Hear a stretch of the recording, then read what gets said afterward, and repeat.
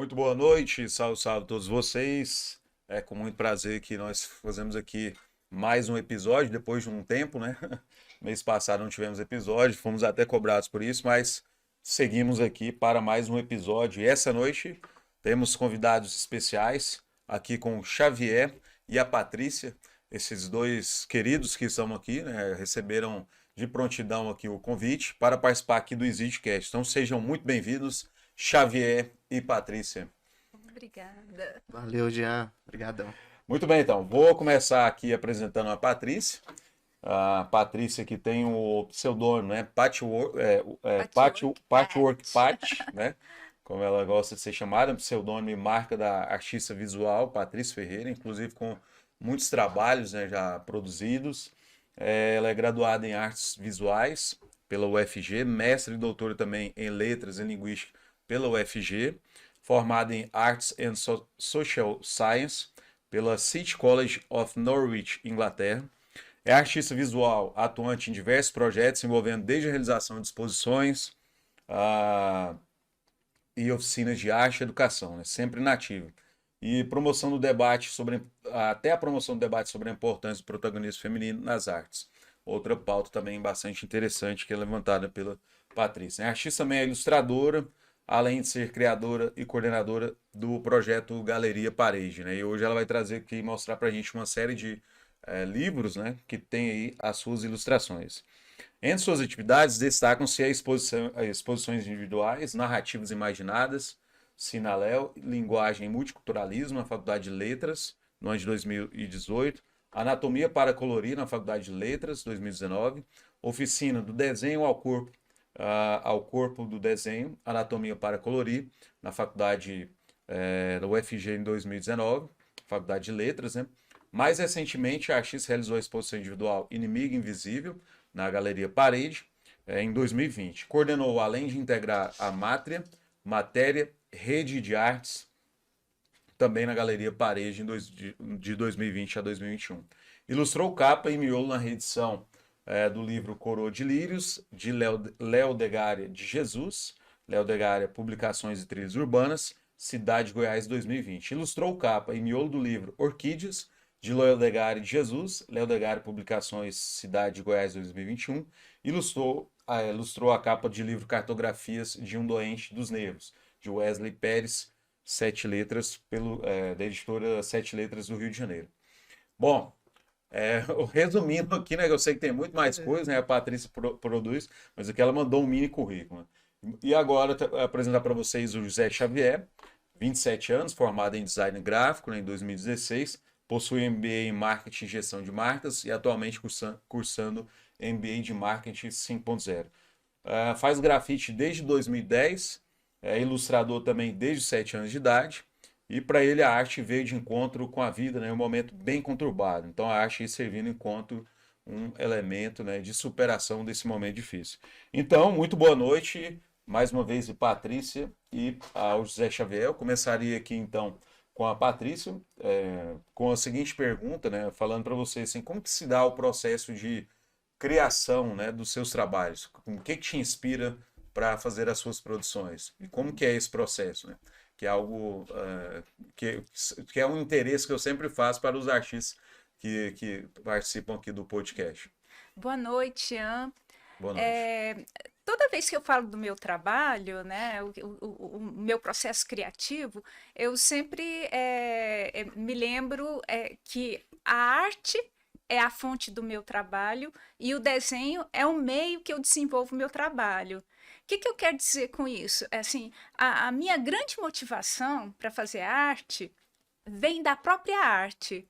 Né? Se a gente for pensar na história, né, os artistas do passado, né, que a gente vê muito em imagens do Renascimento, eles se motivavam e criavam cenários nos seus estúdios, né, para fazer imagens tanto religiosas quanto de eventos políticos. E tudo era levado para dentro de um estúdio, né? Era montado com modelos, e aquela situação dos modelos, de toda a construção da cena histórica ou religiosa que eles iam fazer, eles compunham ali, e isso dava toda a motivação e tudo, né, levava ao resultado do trabalho deles.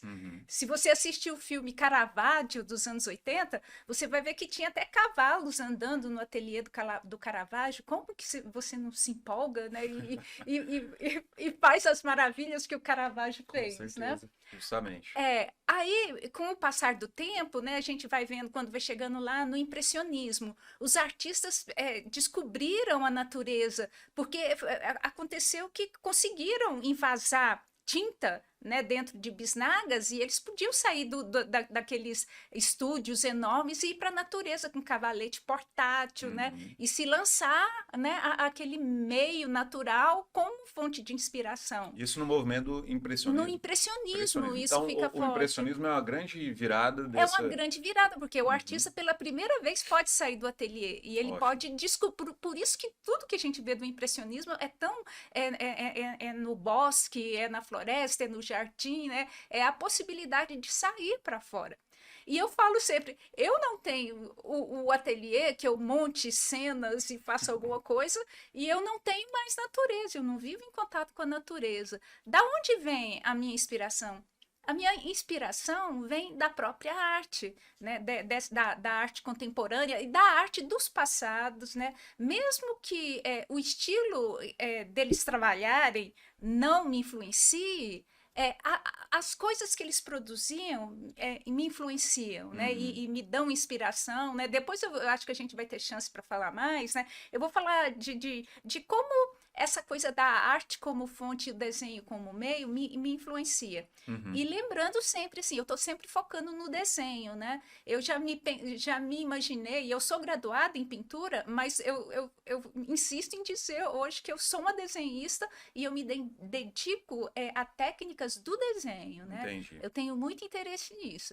Mas a gente, né, vai continuar falando, aí eu falo Que ótimo, mais então. sobre isso. A mesma pergunta eu passo para o Xavier. E aí, Xavier, como é? Lembrando que eu esqueci de falar que ele também é tatuador, né? Tatuador, faz grafite e com uns trabalhos muito bacanas, como eu acompanho lá na sua rede social. E aí eu gostaria de fazer essa pergunta, né? Como que vocês... quais são as suas inspirações para produzir aí os seus trabalhos, tanto na tatuagem quanto também aí no grafite? Boa noite, primeiramente. Cara, eu acho que o processo criativo de cada artista ele tem as suas particularidades, mas é bem similar hoje em dia, né? Você produzir uma coisa. Não que eu tenha hoje um processo dentro de um estúdio, de um ateliê. O grafite ele é muito distante disso ainda, né? Uma arte de você fazer de fato na rua. Só que antes de você conceber um trabalho na rua, você tem que ter ali aquele seu momento de abstração dentro de casa, seja com experiências de materiais, seja com qualquer outro tipo de coisa. Mas como atualmente eu atuo mais como designer do que como grafiteiro ou como tatuador, acaba que hoje o meu processo criativo ele é praticamente baseado no processo criativo de um designer, né?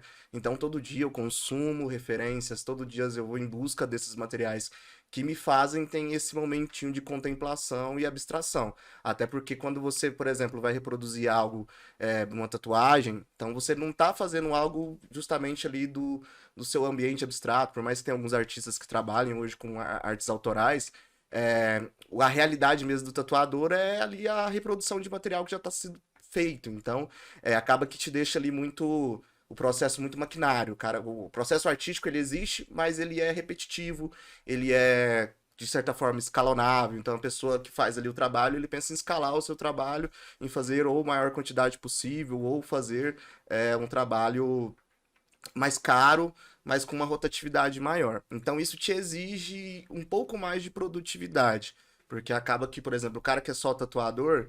Eu costumo falar que ele não tem outra fonte de renda. Então, se ele não estiver constantemente produzindo ou fazendo um trabalho que esteticamente seja aceitável quando você visualiza aquilo, ele não tem sobrevivência de nada. Ele não consegue comer, não consegue, enfim, fazer suas principais coisas que ele tem que fazer como ser humano.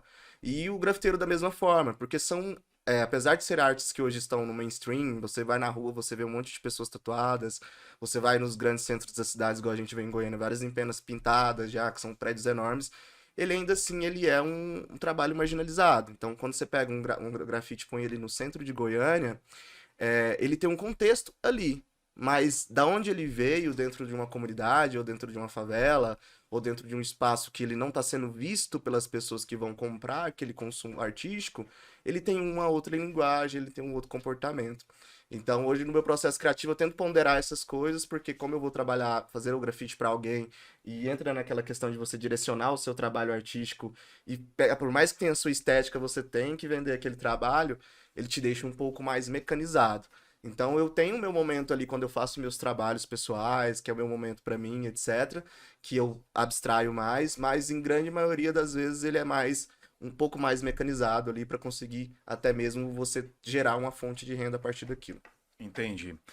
Então, esse processo criativo é um desafio, né, para o artista, né? Ou seja, lançar ali, cada vez que você produz, ou cada vez que você cria essa obra, eu acho que existe muito desse artista a questão da criatividade, né? Todo um processo, né? Muito interessante a resposta de vocês dois. E aí, voltando para você, Patrícia, porque assim, quando você fez a graduação em desenho, correto? Eu fiz a graduação em artes visuais, na época, Certo. na modalidade pintura. Eu sou Pintura. graduada em pintura, que Uhum. na época, que hoje não é assim, você faz artes visuais. Sim, Mas quando eu fiz, você graduava ou em pintura, ou escultura, ou gravura. E eu sou entendi. graduada em Em pintura, pintura. apesar de que eu digo, eu sou desenhista. E lá na graduação você já esboçava aí os seus trabalhos, porque eu consigo, quando eu bato o olho nos seus trabalhos, na sua arte, já consigo ver aquela marca sua enquanto artista ali. Você pode estar em qualquer canto do mundo hoje, eu acho que é uma coisa bacana que eu acho que você conseguiu criar, é a sua autenticidade e a sua singularidade, né? Que é um desafio também para o artista. Você Uhum, fala assim, olha, eu bato aquele olho ali e falo, tem a marca daquela artista ali, uhum. como semelhante com a música, né? Se eu ouço a voz de uma cantora, falar, essa é fulano de tal. Acho que você conseguiu já fazer isso para sua arte. Uhum. Então, É, na graduação, você já tinha é, isso? Jean, na verdade, eu acho que eu sempre me entendi como artista, muito Uhum, antes da graduação, e eu falo assim, não é aquela coisa, quando eu era pequena eu queria ser artista, não. Quando eu uhum. era criança, eu dizia, eu sou artista, não era uma Ah, que coisa que eu ótimo. seria. E eu desenhava compulsivamente. E Uhum, vários elementos, vários grafismos que eu fazia, né, quando eu era ainda criança, permaneceram até hoje, eles se repetem. Inclusive, hoje no meu desenho eu gosto muito de rabiscar, de colocar intensidade no papel, a ponto às vezes até de quase rasgar o papel. Eu uhum, não tenho um trato delicado, né, do papel e o material que eu uso para desenhar. Então, eu uhum. gosto do desenho que marca, que arranha. Isso foi uma coisa que me afastou da pintura, né? Que quando eu fui para a graduação, eu tinha na cabeça, parecia que desenhista não era artista, né? Eu tinha que pintar. Aí tá, comecei a pintar, só que aquilo não me satisfazia. A tinta, especialmente tinta óleo que eu trabalhava na época, ela parecia que empastelava e ficava uma coisa mais suave, suavizada. E eu gostava do arranhar, Uhum. do colocar uma marca, né? É como se tivesse um sentimento ali, quando nesse momento você Talvez machuca a folha, tem um uma espécie de um gesto, sentimento ali. exato, um gesto que fica marcado. E eu sinto com lápis, com caneta, com material mais rígido sobre o Uhum, papel, é como se eu inscrevesse um gesto ali. E entendi. eu sei, então, voltando à sua pergunta, né, bem antes da faculdade de artes, eu já tinha elementos assim que eu vejo que é parte de um pensamento em movimento que continua até hoje. E eu sei que ele dá saltos, ele muda, ele para, mas tem um elo de ligação entre o que eu fazia e o que eu faço até hoje, e momentos de ruptura, de mudanças, né?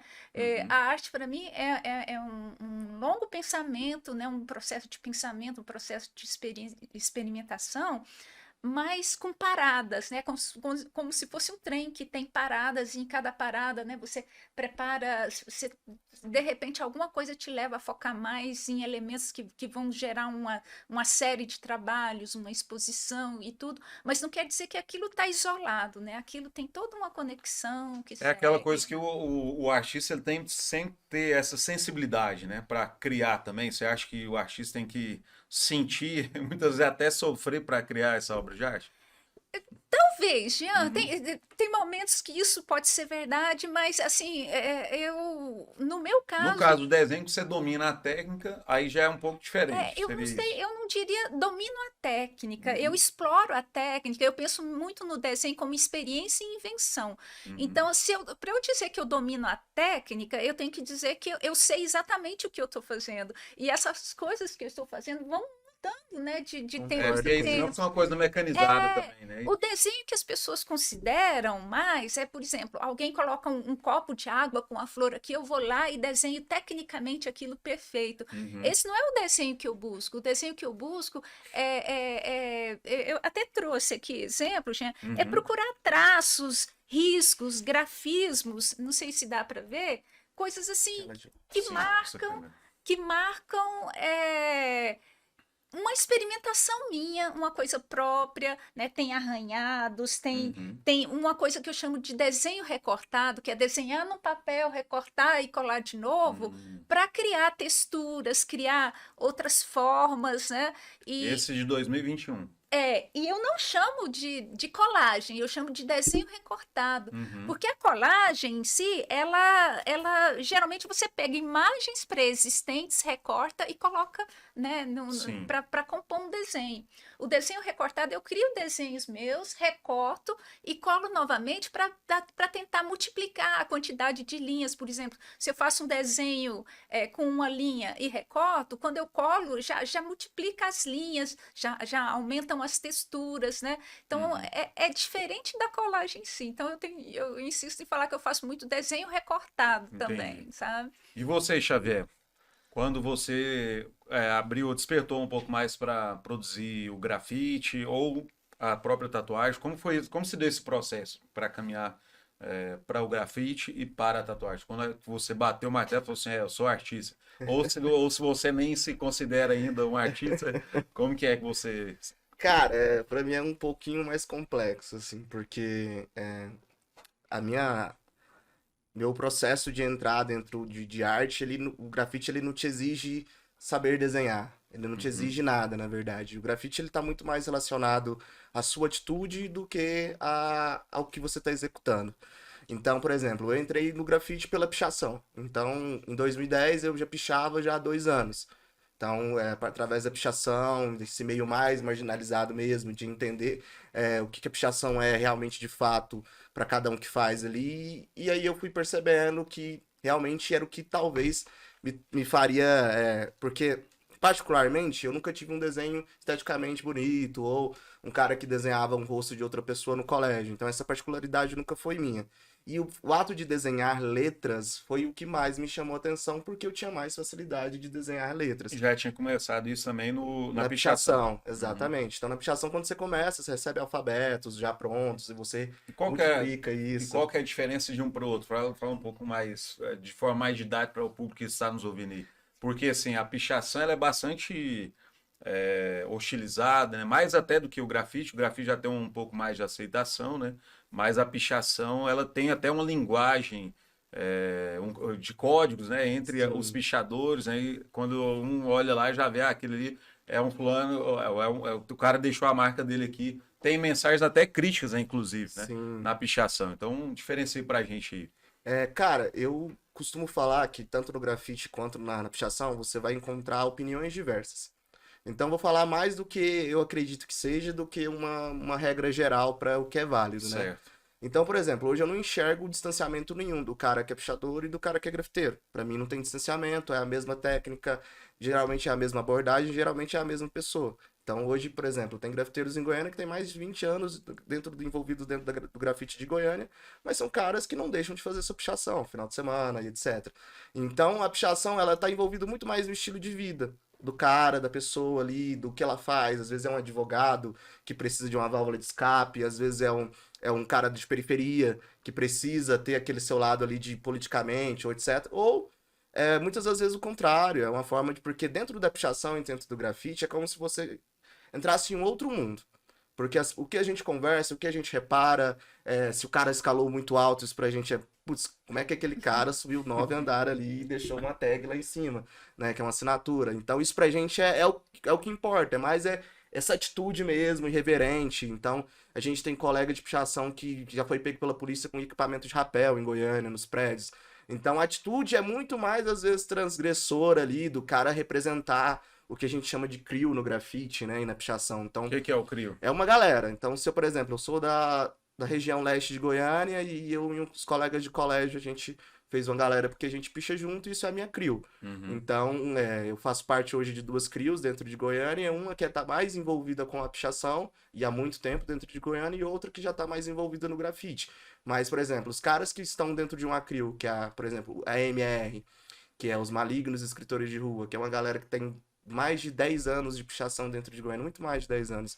E você pega esses caras, muitos deles hoje fazem grafite, são tatuadores, viraram um outro arquétipo artístico do que só a pichação, mas não deixam de fazer pichação. E a PSA não, a PSA não tem um significado específico, né? Paz, saúde e amor para uns, pense sempre além para outros. Então ela tá, todo ano a gente meio que faz essa brincadeira com as siglas, mas ela não tem um significado específico. Também é uma CRIO de 98, então o cara que é fundador, que já teve diversos apelidos, já pichou e grafitou em Goiânia como fulano, hoje ele assina como Skol, a latinha de cerveja mesmo. Aí daqui a alguns meses ele já muda a tag porque ele gosta de ficar trocando sempre. E assim, quando você faz o estilo de grafite que ele pratica, que é muito próximo da estética da pichação, você meio que fica marcado. Então a gente tem um delegado de Polícia Civil em Goiânia que ele faz esse acompanhamento de pichações similares, de grafites similares proibidos. E aí quando você acaba caindo por um processo de pichação ou de grafite legal, você acaba respondendo por aquelas mesmas similaridades dos outros trabalhos também. Então ele te pega pichando sua tag lá na pichação, a caligrafia ela é muito específica de cada artista. Então você consegue ir para São Paulo e você vai ver que a pichação é reta, porque a cidade é reta.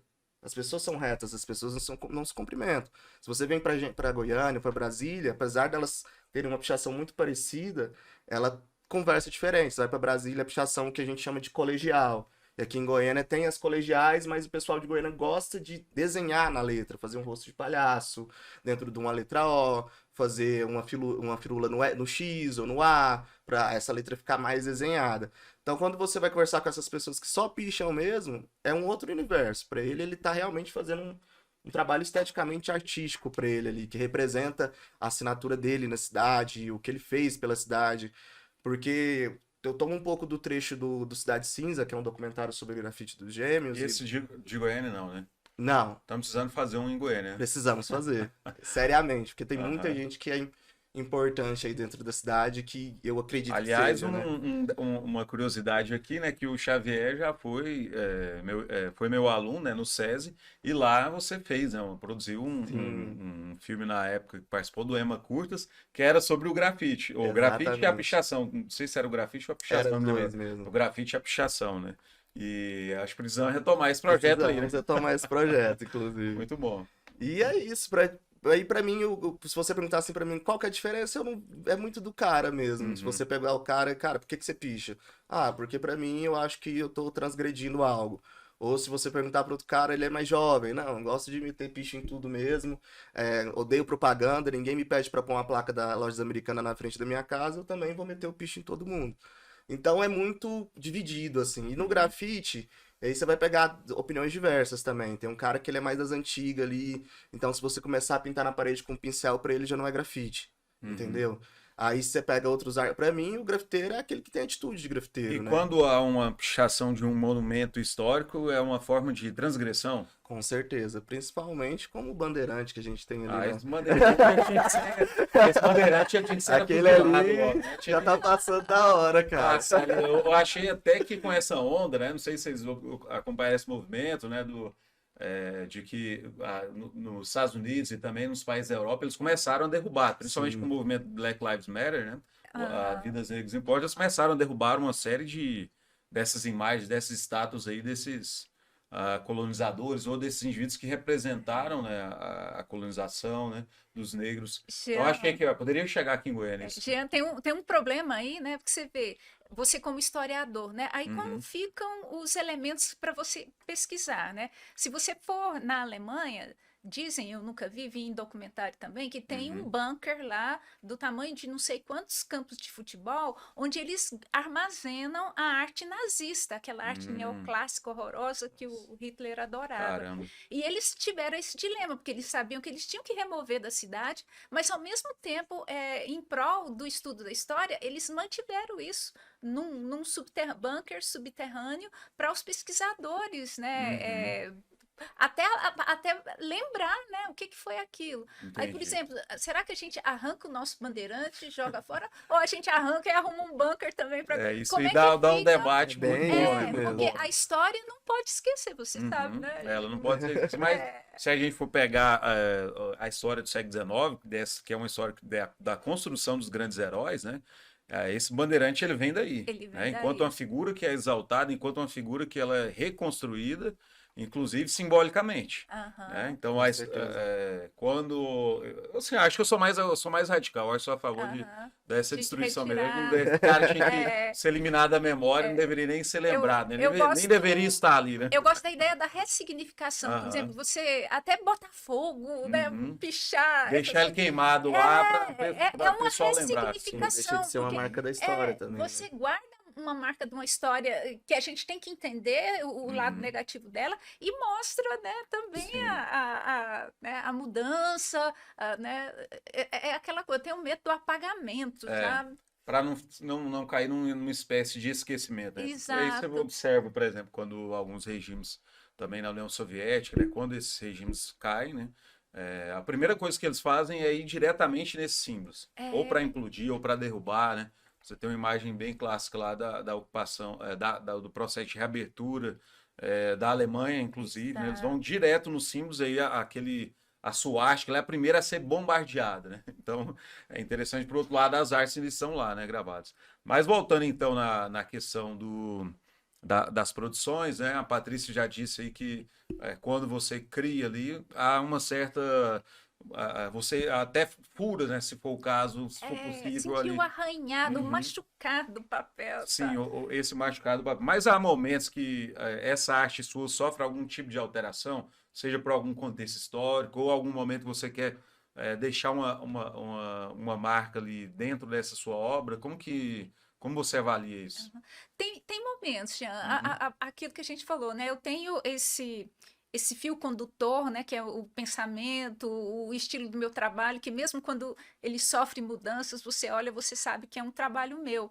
Mas algumas influências, Uhum. né? Me fazem, de repente, fazer coisas de um jeito que eu não pensaria em fazer, né? Por Uhum. exemplo, quando eu estudei as estruturas antropológicas do imaginário, do Gilbert Durand, que ele fala muito do imaginário, e dentro da teoria do imaginário, o que é o imaginário? Né? É uma maneira que o ser humano tem de estruturar, né, o pensamento, de lidar com o mundo, de criar coisas para amenizar, né, a angústia, o sofrimento. Você na psicanálise deve falar muito, Uhum. né, pensar muito no imaginário, né? Sim. Quando eu estudei, né, essas estruturas, eu vi uma estrutura que era era o imaginário místico, que é uma forma de imaginário que as coisas terríveis que assustam, elas começam a se inverter. Por exemplo, um animal devorador, numa imagem do imaginário místico, ele vai parecer mais um animal protetor, né? Aquelas figuras de uma menininha delicada com um lobo, vem muito desse tipo de imaginário. Uhum. No imaginário noturno místico que eles falam, né?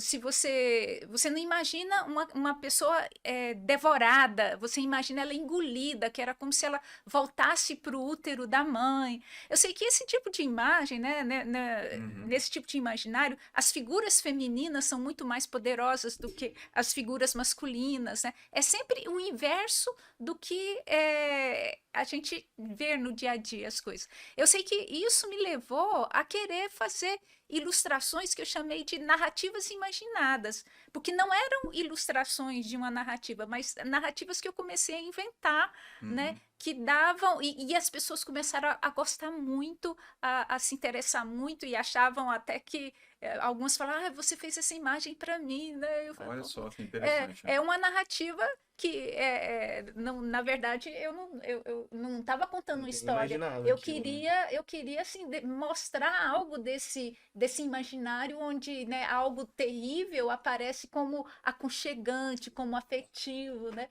E colocava lá. E as pessoas gostaram. E tipo, eu vejo essa minha exposição Narrativas Imaginadas quase como um parêntese, né? Que não é algo que normal de eu fazer esse tipo de ilustração, né? Mas teve esse desvio. E assim como o Inimigo Invisível, que foi baseado mesmo, né, na questão do nosso governo genocida junto com o Essa também é uma vírus. obra sua. É uma exposição minha com uma série de quase 20 trabalhos, né?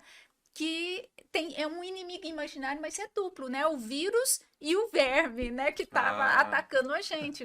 E foi o que eu fiz. Assim que teve o fechamento, que eu não podia mais trabalhar, e eu uhum. estava sufocada, não sei se mais com a Covid-19 ou com o nosso governo genocida, e eu não tinha material, né, que o fechamento pegou a gente em casa sem poder fazer nada, eu não tinha quase nada.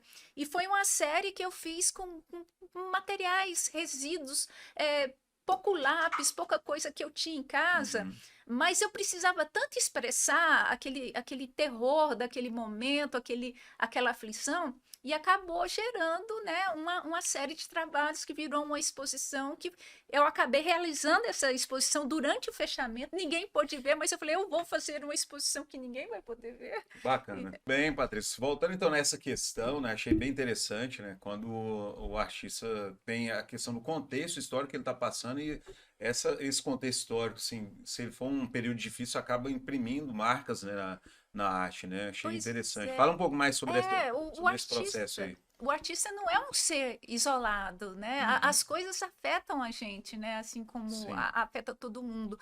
E eu poderia até fazer um trabalho, né? Sei lá, descolado disso, mas eu me sentiria um pouco cínica, sabe? Eu acho Uhum. que as coisas você tem que revelar, né?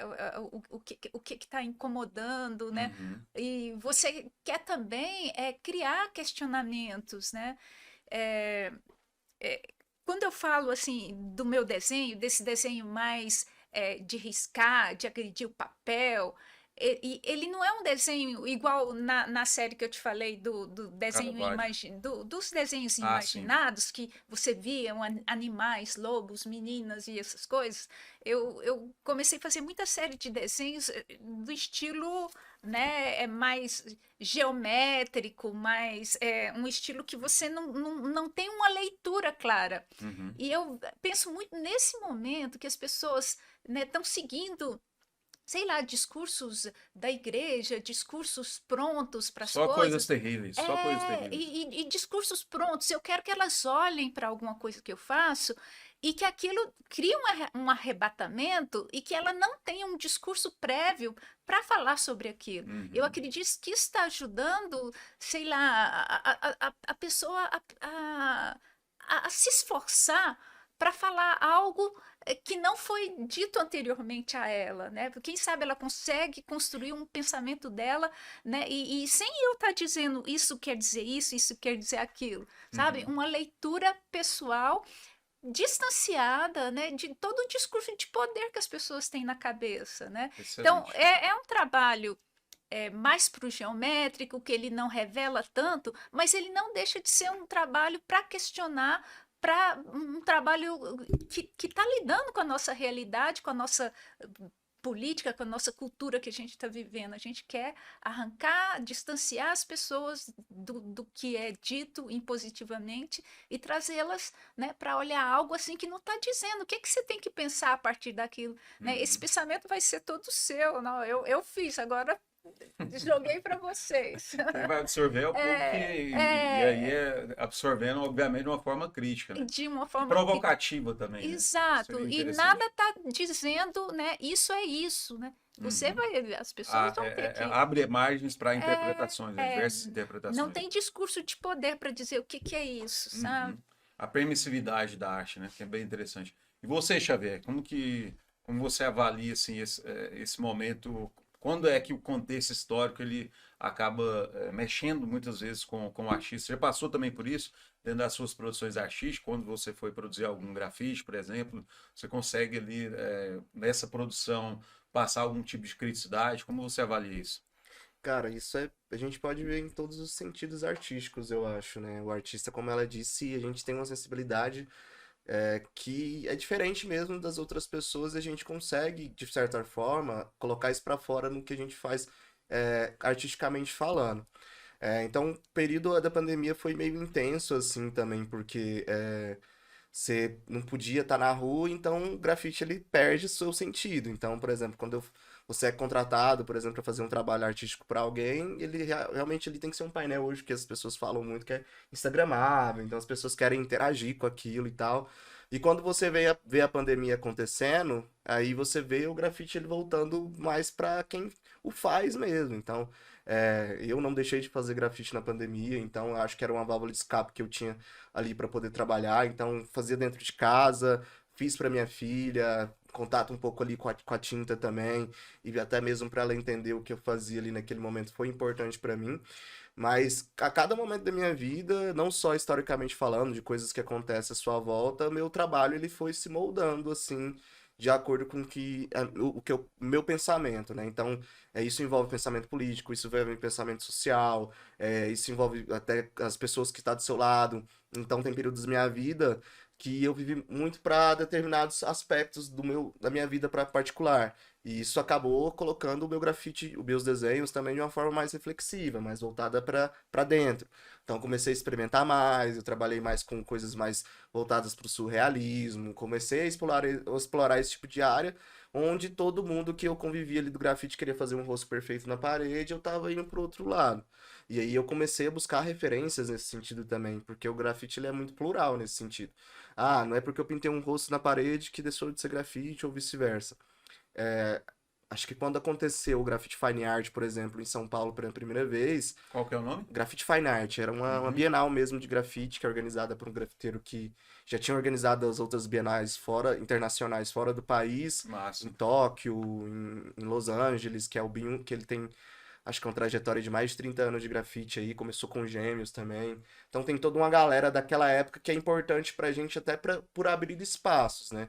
Então hoje se o Gêmeos e o Nunca, esses caras não tivessem ido pra fora do país e pintado prédios, hoje a gente não teria isso dentro de Goiânia porque não seria referencial pra ninguém.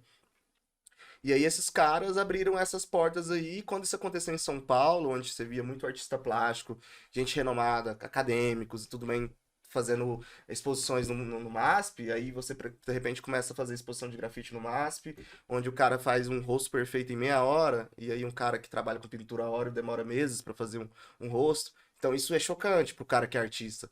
Então até ele colocar aquilo ali como arte, não, grafite não é arte não, cara, porque isso é perigoso para ele também. Como que o cara faz um rosto em meia hora? Então você acredita que esses que delegam ou imprimem essa marca, ou fazem esse julgamento de falar que o grafite não é arte, é com medo de uma certa concorrência? Com Seria isso? certeza, cara. De certa forma, pelo menos no aspecto, por exemplo, a primeira Bienal foi em 2011. Eu tinha acabado de começar a fazer grafite e eu vi, porque eu queria mesmo ali, fui atrás desse envolvimento ali, consegui achar um documentário que falava sobre isso, de entender a posição de cada artista. E tem muito grafiteiro que não tá nem aí pra saber se grafite é arte ou não, se ele vai ser um marco Continua histórico ou produzindo não. ali, né? Inclusive tem Talvez grafiteiros alguns até preferem que não seja. Exatamente, Eu cara. já vi críticas assim, tipo, não, os Gêmeos eles são que nem Romero Brito, sabe? Nossa, que isso. Não, sabe, e a gente que Romero Brito, tudo bem, pode falar. Agora o gênio Pois não, é. cara. E é gente que eu respeito, sabe? Gente que entende, que sim. trabalha. Opa, não vou falar quem é, não, mas foi um choque para mim. Tá? Dentro da universidade isso é muito comum, viu, Patrícia? Muito Pois comum. é. Aqueles que delegam, né? Os sacerdotes, guardiões da arte, eles gostam muito de não abrir, né? Ficar muito naquela visão muito tradicional e fechada. Na academia, infelizmente, isso acaba acontecendo, né? E eles não só não gostam, como também engessam seus alunos, né? Se eles percebem que aquele aluno tem uma potencialidade de ir para frente, eles nem sei lá, incentivam, né? Por exemplo. E aí eu parto para uma outra pergunta agora. Como que vocês assim, avaliam a arte em Goiânia? O que a gente pode pensar, né? Como que está a arte em Goiânia? Principalmente você também, Patrícia. E o Xavier depois fala um pouco sobre o grafite. Como que está a produção de arte em Goiânia? Jean, Já foi pior? nossa, Jean, eu acho assim, foi muito pior. A gente está num momento efervescente. Se Olha você só. vê o que tem de artistas bons, o que tem de coletivos de artistas bons, galerias independentes, né, fazendo trabalho, cooperando, né? É muita coisa, eu fico boba, assim, se você pensar no Sertão Negro, do Dalton, se você pensar, sei lá, As fotografias também, os as projetos de fotografias, os fotografia, né? projetos, nossa, cada Vamos trazer o Hélio para falar também, né? coletivo de fotografia tem o Clique Goiânia, né? É um coletivo de fotografias que sai de todo mês para fotografar a cidade de Goiânia. E meu marido Wellington faz parte desse coletivo. Que é um E projeto excelente também. Vamos trazer ele aqui para falar sobre pois esse é, projeto. será muito Foi até interessante. presenteado com o E livro. agora E agradeço muito, foi muito bom. só um parêntese, né? Que vocês falaram da pandemia, de ficar isolado. O que aconteceu com Wellington na pandemia? Foi ao contrário. Ele pôde sair para fotografar as cidades vazias, sem Sim, pessoas. uma coisa rara, assim. Exato. Um momento histórico raro, né? Que você vê a cidade tem vazia. imagens do livro Jim Sua Linda, que ele Excelente publicou. livro, por sinal. Muito bom. Foi a maioria das imagens durante a pandemia. E ficaram tão legais que a gente começou a ideia de vamos lançar um fotolivro, né? E o fotolivro ficou bacana. Muito bom mesmo. Eu comecei até, Jean, a entrar nesse campo da curadoria, porque no meio de mais de 1000 fotos, eu fiz curadoria das fotos do livro. E assim, o interessante é que você dá uma olhada em algumas fotos e você fala assim, mas não é possível, isso aqui é em Goiânia Isso é mesmo. Europa. isso Você dá uma olhada assim, é o olhar Arte do artista, deco, cara, né? Em muito Goiânia massa. aparecendo de verdade. Tem muita né, coisa bonita. E a gente que morou um tempo fora, né? A gente via fotos bonitas lá de fora. A gente falava, por que a gente não vê fotos bonitas lá no Brasil, lá de Goiânia, né? Pelo menos. E muitos lugares que a Que gente ia na faltava a Europa mão no grande fotógrafo. também, né? Mas lugares assim que tinha um ponto, um ângulo, um enquadramento, mas não é porque a Europa que estava tudo bonito, né? Sim. As pessoas valorizavam e jogavam essas ideias dessa Europa linda que a gente tinha em mente. Aí o Hélio falou: não, eu quero fazer lá em Goiânia as imagens para o pessoal de fora ver e falar, gente, aqui Para ter um olhar é sobre a lindo. cidade, né? É, Até e para assim, fugir daquilo que é trivial, né? As pessoas exato. vão nos E mesmos lugares. muitas fotos que o Wellington fez em locais que muita gente passa todo dia, eles falam, gente, isso estava lá e eu não vi. Parece que precisa, sabe, de um recorte para falar, cara, vê aquilo ali. Aí é o olhar do artista, né? Com Que ele tem que certeza. sentir verdadeiramente a Pois cidade, é. né? E lançar o olhar sobre ela de forma diferente. E nesse sentido, assim, eu não sei se eu estou mudando de assunto, mas só lembrar que a gente, né, eu criei durante a pandemia a Galeria Parede. E como Fala um as pouco mais sobre pessoas, esse projeto aí. como as pessoas não estavam podendo ver exposição, a gente criou a exposição itinerante, que a gente chamou. Não sei se vocês chegaram a ver na Praça Universitária, há um tempo atrás, começou a aparecer várias construções de pedras equilibradas sobre pedras. E eu começava a ver aquilo, passando de cá, e falava, gente, e essas pedras começaram a desafiar os monumentos que tem na praça universitária. De repente tinha lá o pedestal do monumento, do lado as pedrinhas montadas. A gente começou a achar aquilo tão interessante que o Wellington foi, fotografou, filmou. E a gente fez uma exposição, como era o fechamento, eu falava para as pessoas, viam, né, no perfil do Instagram da Galeria Parede, ficavam sabendo e iam de carro, passeavam ou desciam do carro para procurar. Virou um ponto E as turístico. pedras estavam lá lindas. a gente descobriu que supostamente aquelas primeiras, pelo menos, era de um dinamarquês que mora em Goiânia, chama Ole Johansen, se não me engano, é esse o Uhum. nome. E ele que estava fazendo, né? Ah, olha que E eu não legal. tenho certeza, e nem tenho certeza se todas eram deles, mas nós Uhum. filmamos, registramos, e as pessoas falam, gente, eu passei lá, é legal. Apareceu mais um aqui. E agora, recentemente, eu voltei na Praça Universitária, isso já tem alguns anos, né? 2, 3 anos, não sei, Uhum. e elas estão aparecendo de novo, mas não são as formas mais exóticas que tinha Tinha. naquela época. Agora você vê mais aquele rock balancing que eles falam que vai pôr uma pedra em cima da outra, né? Tentando Tipo, equilibrar. Ah, é um estado de meditação que você vai sim, colocando, né? Pirinópolis tem alguns rios e cachoeiras, eu já vi demais As isso. pessoas fazem, é meditação. Mas, enfim, a Galeria Parede, então, durante o fechamento, né, a gente não podia fazer, ela fez essa. Ela fez a exposição Hunger is an Energy, que era uma exposição do Richard Jones, não sei se você conhece. Ele Não. faz fotografias pintadas e ele prega pela cidade também, né? E Tipo aí a gente colagem mesmo. é colagem, mas ele trabalha depois com grafite por cima das fotografias. Olha Isso é só. E a bacana. gente pegou os endereços onde ele fez, também fez, né? Mostrando tudo no Instagram, pedindo para as pessoas irem lá no centro, indo aonde, né, ele tinha as Uhum. imagens, e foi super legal. O pessoal, nossa, eu vi, eu passei lá, eu vi o trabalho do Richard Jones. Que bacana. E você, Zé, como você vê o grafite em Goiânia? Como você vê essa questão assim do. Até estava assistindo no Instagram uns caras fazendo grafite em Goiânia e tomando um baculejo da polícia, né? Aí o cara É, o filmou, olha aí, ó, plágio. de novo, rotina, de novo, né? Aqui, ó, nós estamos com nada, nós estamos trabalhando. Mas você não mostrou a autorização? Não, não adianta. Mesmo a gente mostrar a autorização, os caras continuam ganhando baculejo. Como que você olha isso? Mais uma prova, né, que você falou lá, que é ainda marginalizado, mas como você analisa a produção de arte em Goiânia, mais especificamente o grafite? Cara, o grafite, eu acho que a facilidade da internet deixou todos os meus artísticos assim muito próximo, né? Então, na Uhum, minha época eu tive muito contato na internet quando eu comecei, mas a gente ainda conseguia comercializar ali algumas revistas de grafite e usar esse material impresso como referência. Então, hoje você tem aí referências visuais muito facilitadas. A gente tem gente que tem canal no YouTube que ensina a fazer grafite, manusear um spray, etc. E um material de qualidade acessível, né? Que são os sprays para grafite hoje, que são muito diferentes dos sprays que eram feitos aí da galera que veio antes de mim. Eu já peguei a nata, já peguei spray uhum, bom, já peguei uma fase aí meio obscura do grafite, mas apagada. Mas hoje, por exemplo, hoje quando eu pinto um viaduto em Goiânia sem autorização, pode passar chover de viatura que eu não vou levar o enquadro.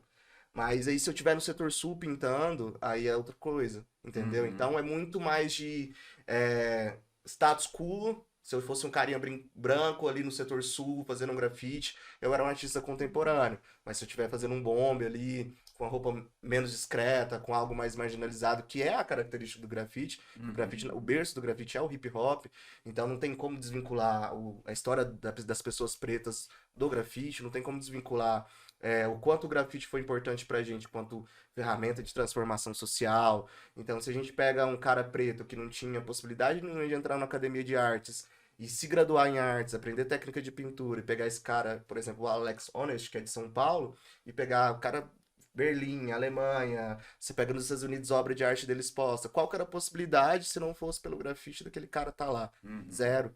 Então, hoje o grafite ele tá muito consolidado no sentido de ter muita gente boa fazendo. Mas eu acho que as pessoas de Goiânia ainda têm que aprender o consumo de arte em geral. Então, no sentido de que, se você pega um artista que tá mais no mainstream aí, que já é consolidado, às vezes o cara faz nada, só por monetário ali mesmo. E você pega esse trabalho estético, às vezes ele é mais valorizado do que um cara que está desde 98, ativista mesmo do grafite em Goiânia, fazendo Uhum. trabalho, pintando muito. E na hora que ele vai passar um orçamento, o cara prefere o cara que está no mainstream ali do que às vezes o cara que tem uma certa linguagem, uma certa história. Então, se você vai para São Paulo, a pessoa não vai te contratar ali pela estética do seu trabalho. É Uhum. mais conceitual, as pessoas já entenderam esse passo ainda a ser dado. Então, em Goiânia a gente tem isso mais quando você vai numa empresa maior. Por exemplo, fui contratado pela FGE para fazer alguns ambientes internos. deles lá com aquelas placas de painel de energia. Então você vai comparar o tato que aquela pessoa ali teve para contratar o seu trabalho, até mesmo de valorização monetária, até mesmo de briefing ali, de te passar um conceito. Olha, eu quero que isso seja para os funcionários, funcionário alegrar o seu dia, etc. Até a maneira dele te passar é diferente. Mas isso eu não estou falando de um distanciamento que ele está economicamente ligado, não. Porque tem muito cara que tipo, vai te contratar para poder pintar uma banquinha de feira ali, um banner que ele vai ali te E não preparar um passa almoço, disso, né? te dar um refrigerante, comprar uma coca. E ao mesmo tempo aquele cara ali que tá ali dentro de um dos jardins da vida, que eu já tenho esse parâmetro mesmo de atender esses dois tipos de público, e o cara ali não te oferecer uma água. Então, o consumo da arte, ele não está relacionado, assim, à condição monetária, mas eu acho que na percepção ali da pessoa de, nossa, poxa, eu tô fazendo um grafite, tô fazendo um trabalho artístico na minha casa aqui, e as pessoas vão ver isso de forma diferente. Às vezes tem uma pessoa que passa ali chateada ali, e aí vê um trabalho ali, um rosto, uma pessoa sorrindo, ou muito contrário. Às vezes vê uma coisa totalmente esdrúxula, uma pessoa com cabeça cortada, alguma coisa. E isso te põe pra pensar, cara, por que que a gente tem um Paulo Ito, que ele é praticamente um cartunista de parede em São Paulo. Então, ele pega ali uma ilustração de um policial batendo num jovem preto de periferia e faz uma charge na parede. Então, o que esse cara faz é sensacional, comparado assim. Como é que esse cara conseguiu ter essa abordagem no centro de São Paulo de uma maneira tão violenta com a tradução, mas ela te para pensar, né? Tipo, a tradução do cotidiano dele é violenta. Então, se a sua também é, você se identifica com esse policial que está na parede, o que que você tem que fazer para mudar? Será que é só esteticamente falando que o grafite faz sentido na vida das pessoas? Então, acho que tá mais relacionado a saber consumir o trabalho de um artista, também para você respeitar. Porque recentemente eu passei por um processo de fazer um trabalho para uma franquia de São Paulo, e todas as franquias do Brasil têm grafite. E aí o cara me pediu um trabalho, tal, comecei a fazer o trabalho, e aí ele tinha me passado o brief de uma forma, e aí chegou lá, eles queriam, a franquia queria outra coisa, e não me deixaram terminar o trabalho. E aí passou alguns dias aí, contrataram um outro artista para fazer o mesmo trabalho que eu tava fazendo. Caramba, Então que é sacanagem. bem, não é nem pela grana, nem nada disso, é porque se É você um tá fazendo, respeito, né, na verdade. exatamente. Respeitar o artista. Exatamente. Então, o consumo da arte, ele tá ligado a isso, então, de você, como é que eu tô, que eu falei pra eles, como é que vocês estão colocando a estética do grafite como identidade visual da empresa, sendo que vocês não sabem nem o que é o grafite. Uhum. Então, não faz sentido o que você tá fazendo, essa apropriação cultural de encher seus ambientes de grafite com mulher negra, etc. E todo mundo que tá fazendo a curadoria dos trabalhos são brancos. O Não cara que tá tem me contratando é sentido. branco. Então, Isso que ele falou, que Xavier falou sobre consumo de arte, né? Só para lembrar que aqui em Goiânia estão surgindo pequenas galerias preocupadas, né, com essa coisa eu poderia dizer, formar um público consumidor, se é que Uhum. esse termo é certo, né? Tem a Beat Galeria no Jardim América, né, que ela trabalha também, assim, procurando proporcionar um espaço para os artistas exporem e para Uhum. entrar em contato, né, com compradores. Tem Uhum. agora na Casa dos Outros, né, a Galeria Espelho, a gente tem a Galeria Parede, né, que ela estava no espaço físico, agora ela está virtual de novo, mas a gente Uhum. está sempre circulando o trabalho das pessoas, né? A Galeria Rumos no setor sul. Então a gente está cheio de galerias e vendo pessoas jovens, né, começando a consumir arte, A a, a, ter esse a contato, ter né, esse com contato, arte. a E a se descobrir os entender artistas de Goiânia, né, também. a se entender sim, como um colecionador, né? Que a arte, Uhum. você não precisa ter a arte para colocar na parede, né? Uhum. As pessoas que mais têm trabalhos meus, eu acho que eles têm dentro de uma gaveta, numa mapoteca, que eles são colecionadores, aquilo para eles, eles querem tem um apreço é um real ali, né? apreço e é uma coisa. Justamente. Então, assim, essa construção da mentalidade do E colecionador, o que que né? falta mais assim para articular? O que que vocês acham que falta mais assim para articular essa questão dos artistas, das artes? Talvez um festival seria isso? O que que vocês pensam assim nesse sentido? Eu agora me dei essa ideia de É, fazer um grande festival aí, na unindo verdade, hip hop com grafite, É seria. isso seria mesmo. muito massa, Olha, né? lá o final como é que chama? Era aquele festival de Lambisgoia. É o Sim, Lamb. Foi lá lambisgoia. onde a gente estava com a Galeria Parede, Aham. né? O Toff é grande o amigo meu. Toff, né, que organizou junto É com um cara muito bom também. Demais. e eles fizeram lá. Aí teve show de música, teve essas galerias que eu falei, a Uhum. Beat, por exemplo, estava lá vendendo, a gente da Parede estava lá vendendo, né? Teve show de música, teve DJ, a gente fez praticamente massa. um festival, foi um encerramento do Lambisgoia com Uhum. um grande show. E isso colocou muita gente em contato, muita gente ficou se conhecendo. Eu acho que isso é um Que é o diferencial. bacana também, né? De trocar ideias, né? De um artista conhecer o outro, valorizar também o trabalho do outro, né? E em termos populares, né? Porque você tem coisas acontecendo, mas num nível assim, quase que fechado. Sim, Mas quando acontece assim, elitizado. Tipo coisas. ali numa redoma ali, É da uma qual só os redoma, artistas é que você participam. não sabe, Goiânia tem essas características tem, mesmo, cara. não- Desde a minha época da adolescência, Não é de show hoje. de rock. Você não Aí sabe você a fala, nossa, o palavra que tá rolando mágica ali pra e tal. entrar ali. Por isso que eu fui fazer lá o Agenda Cultural. Pra tentar Ai, romper que um pouco bom. isso, É, né? eu Mas acho não ganho nada ótimo. com aquela porcaria. Mas é bom, não é uma porcaria não, mas é Mas bom. pelo Não, é menos bom. a galera Eles não começa ganham a nada com isso, descobrir mas também lugares, né? divulga, né, o espaço, né, divulga os artistas de Goiânia, né, foi justamente nesse sentido, né. Então, para as palavras finais aqui, eu gostaria de, primeiramente, agradecer imensamente, acho que foi um papo muito bacana aqui, nessa noite, né, e aí gostaria, sim, de o Xavier falar um pouco sobre como que as pessoas acessam seus trabalhos, né, como que as pessoas te acionam, se quiser ter mais contato com as suas obras, pode deixar aí também os seus contatos, pode falar um pouco mais e as suas considerações finais também. Perfeito, cara. Só pra Pode ser tranquilo, pode ficar tranquilo. Tá. Não tem problema.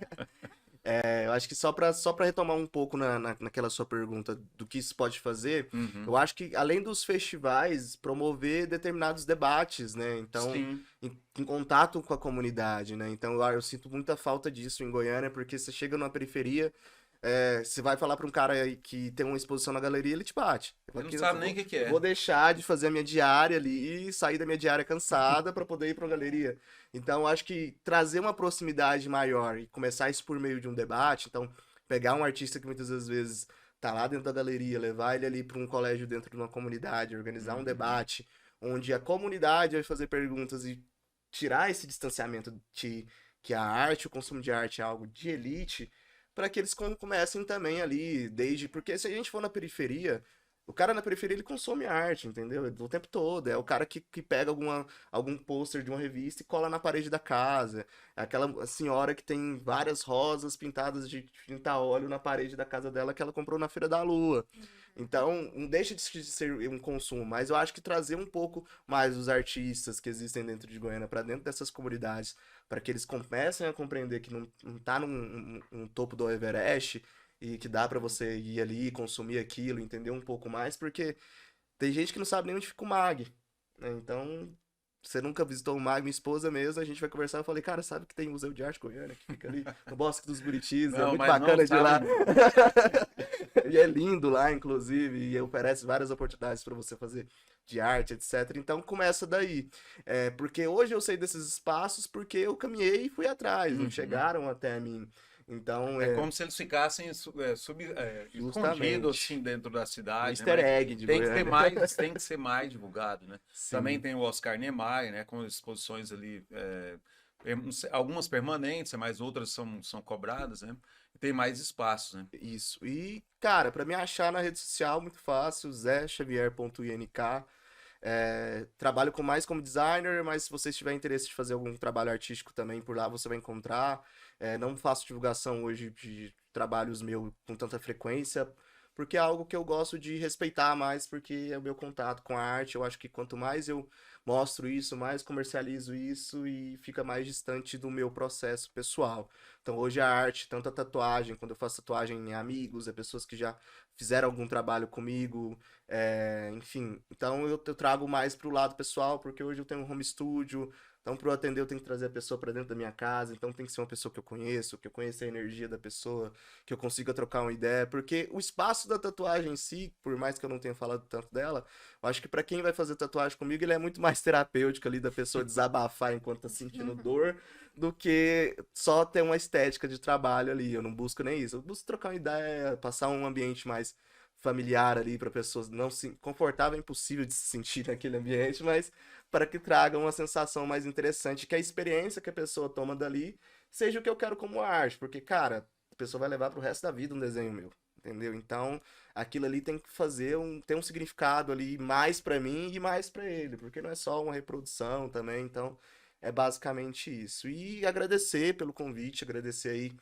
Parte dessa formação também é devida ao que a gente teve de aula no Senai, então Umas aulas gostei de dos, história muito os louca, né? professores contribuíram 100% e o Jean não deixa de ser um desses contribuintes, né? Senão a gente não estaria aí com amizade até hoje. Puxa, já foi na minha casa, então eu acredito que isso é o que torna as coisas mais interessantes no sentido de conhecimento mesmo. Abrir mais a cabeça, de colocar coisas que fazem mais sentido para nossa rotina. E agradecer também a oportunidade de estar do lado de pessoas tão, né, prestigiadas Prazer. Uma artisticamente falando, referência de Goiânia, né, referências também. mesmo. Isso é muito bacana também, tá? Né, como experiência de vida. E é isso, agradecer a galera que estiver vendo aí também. E contatos para shows, é só chamar aí, cara. Bem, Patrícia, Eu pode vou, falar eu aí vou também fazer dos o seus meu jabá. contatos. Pode ficar à vontade. Pois é, Mais uma Jean. vez, agradecer-lhe imensamente, né, também por ter aceitado o convite. Eu Muito que bom a sua agradeço, Jean. Foi contribuição. ótimo. E, assim, o pessoal pode achar o meu site, né? patchworkpat.net. Esse Uhum, Patchworkpat é porque eu assinava Patrícia Ferreira. E eu uhum. fui na internet, entrei com Patrícia Ferreira, Tinha trocentas. milhares. Aí eu falei, não, eu quero falar do trampo da Paty, do trabalho da Paty. Eu falei, Uhum, então, Patchwork. Patchwork suava igual aqueles stitches, aquelas coisas de pregar na roupa, né? Aí eu entendi. falei, vou repetir, né? Vou usar Paty no início, Paty no final, mas é o trampo da Paty, o trabalho da Paty, Uhum, Patchwork Paty. Então eu tenho o site patchworkpat.net, né?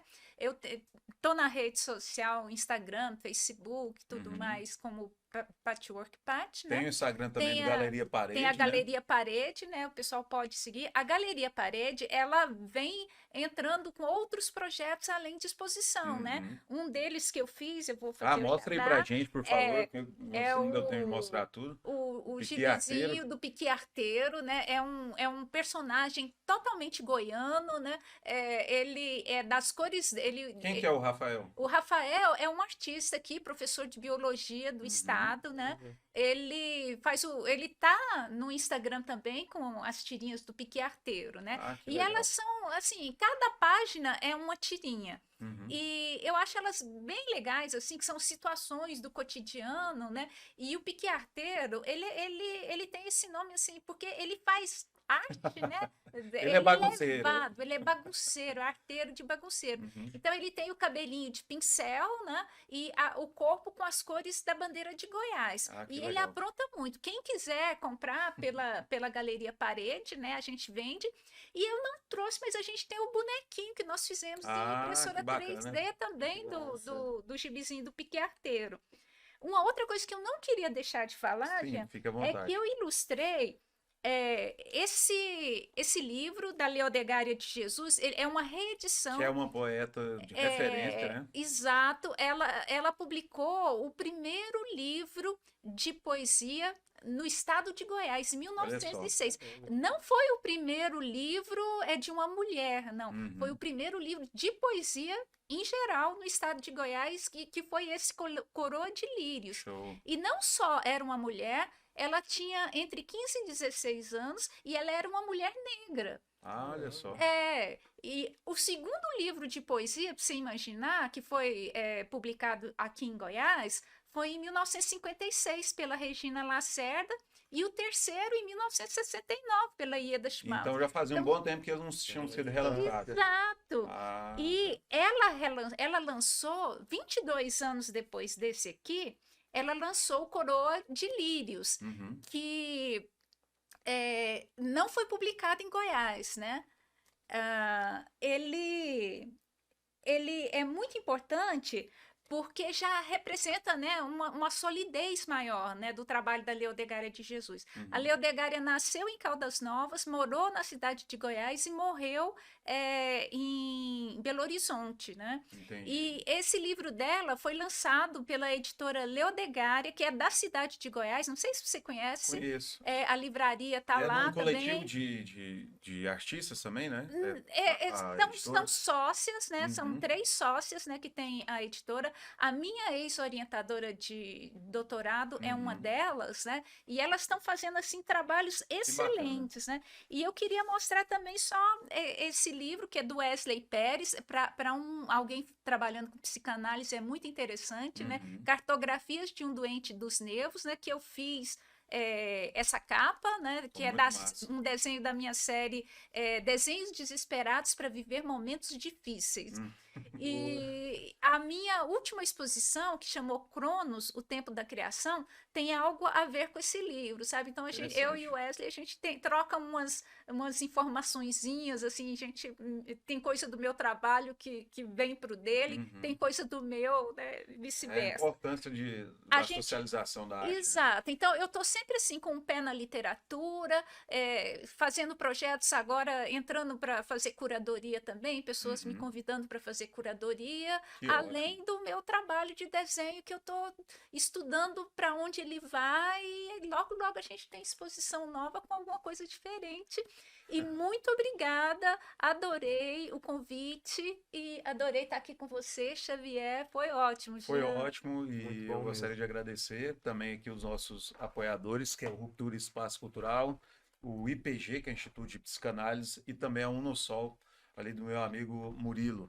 Mais uma vez, muito obrigado a todos. E é isso, assistam e acompanhem também nossos canais no YouTube e também no Instagram. Um grande abraço, muito obrigado.